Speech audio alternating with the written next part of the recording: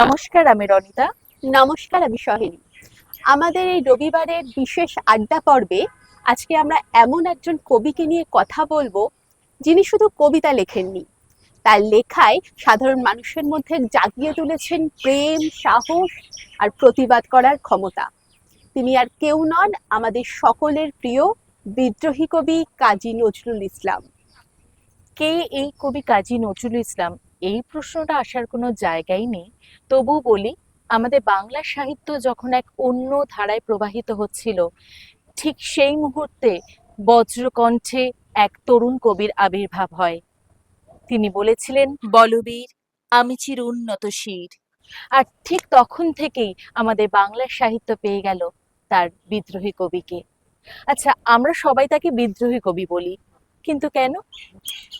কারণ তিনি কখনো অন্যায়ের বিরুদ্ধে মাথা নত করেননি। আর তার লেখায় একদিকে যেমন মানুষে মানুষে ভেদাভেদ ভুলে মানুষকে সম্মান দিতে মানে প্রতিবাদ করতে জানিয়েছেন, আবার অন্যদিকে তার লেখায় মানুষের মনের মধ্যে গড়ে তুলেছেন প্রতিবাদ করার ক্ষমতা, সাহস, সমস্ত কিছু মিলে। আচ্ছা, একটা জিনিস আমাকে বলতো, এই বিদ্রোহী কবি কাজী নজরুল ইসলাম শুধুই কি বিদ্রোহী কবি? একদমই না। তার লেখায় যেমন আগুন আছে, তেমন তার লেখায় ফুটে উঠেছে প্রেম, ভক্তি ও মানবতা।